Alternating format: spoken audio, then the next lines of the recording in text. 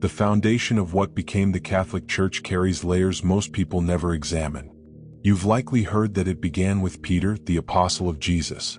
But the real story runs much deeper, filled with contradictions that might shift your understanding of both religion and history itself. Who decided Peter should lead the church? Was it Jesus directly or an agreement among his followers? Imagine a group of scattered, persecuted men meeting in secret, laying foundations for what would become one of the most powerful institutions in the world. How likely is it that all this emerged from a single moment or a single person? The Catholic Church, which today claims over 1 billion faithful, began amid oppression and chaos. Rome was a hotbed of political power, the worship of pagan gods, and the constant threat of persecution. The followers of Christ struggled not just for their faith but for survival in a hostile world. How did they go from being a marginalized group to becoming the official religion of the Roman Empire? This wasn't luck. It was carefully woven strategy. The Catholic Church did not come into being overnight. It wasn't the result of a direct divine mandate. It was the product of decades, even centuries, of human decisions. From early clandestine meetings to the councils that defined its doctrines, each step was marked by conflicts, debates, and sometimes decisions that challenged the original teachings of Christ. What motivated these men? Faith, power, or a mixture of both? Peter, known as the first pope, played a central role. But did he really think about establishing a church? The scriptures tell us that Jesus said, "You are Peter, and upon this rock I will build my church." But is that enough to affirm Peter was the founder? What did Jesus mean by church? A building, an institution, or something completely different? The words of Jesus have been interpreted in such different ways that they've caused divisions over centuries. The Bible never mentions a Catholic Church per se. The term Catholic, meaning universal, didn't appear until years after the apostles' deaths. Ignatius of Antioch, around the year 107, first used this word to describe the Christian community. If the original apostles didn't use this term, who decided the church should be called that, and why? To understand this, we need to examine the early years of Christianity. Imagine a revolutionary movement led by fishermen, tax collectors, and outcasts trying to spread a message that went against the cultural and religious norms of the time. The persecution was brutal. Christians were executed in Roman arenas, deemed heretics and enemies of the state. How did this marginalized group go from being hunted to gaining the favor of emperors? Constantine the Great enters the narrative. His conversion to Christianity in the 4th century was a turning point. But don't think it was purely an act of faith. Constantine was a strategist who understood the power of religion to unify a fractured empire. In the year 313 he issued the Edict of Milan, which legalized Christianity and ended the persecutions. However, his interest in religion wasn't entirely altruistic. Could it be that he used Christianity as a political tool to consolidate his power? If you're finding this exploration valuable, please take a moment to subscribe. We're uncovering historical layers that often get glossed over, and your support helps us bring these insights to more people. Just hit that button and turn on notifications. Now back to the formation of institutional Christianity. The foundation of the Catholic Church as we know it today began to take shape at the Council of Nicaea in the year 325. Here, Christian leaders met under Constantine's supervision to debate fundamental questions. Was Jesus completely divine, completely human, or a mix of both? These decisions defined Christian theology and laid the foundations for an institution that would dominate politics, culture, and spirituality for centuries.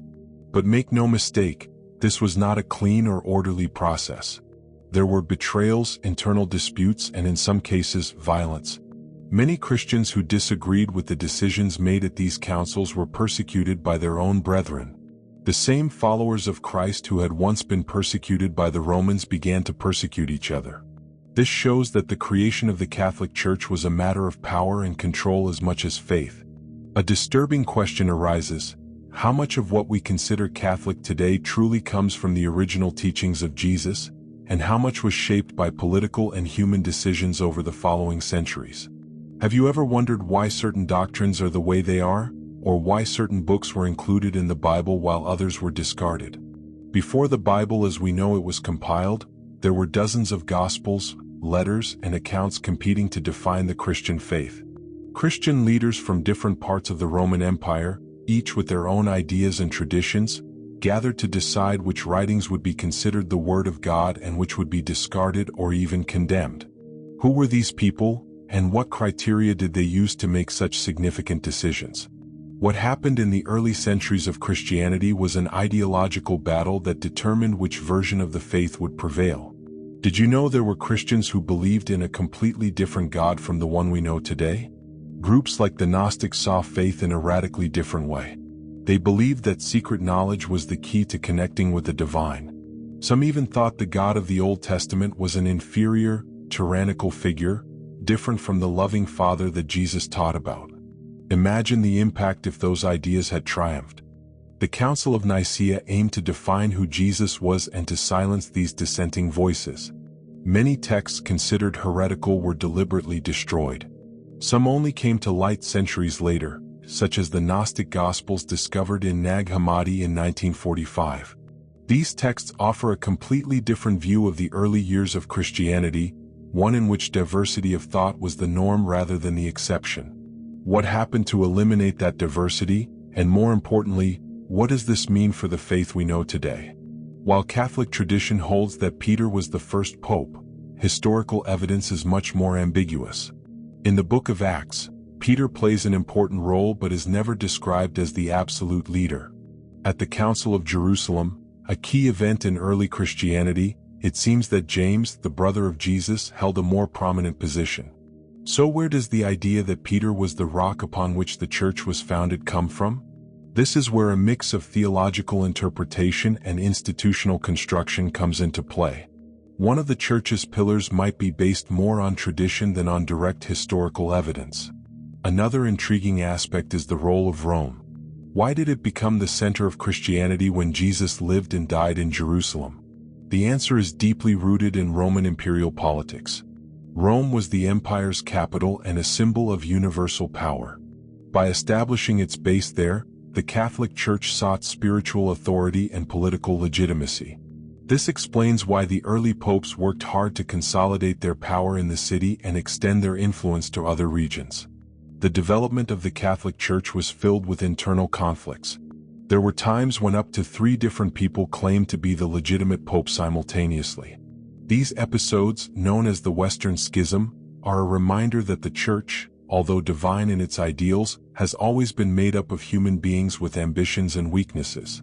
How did they reconcile these power struggles with the message of humility and service preached by Jesus? That question continues to spark debate today. Please, if this is resonating with you, subscribe now.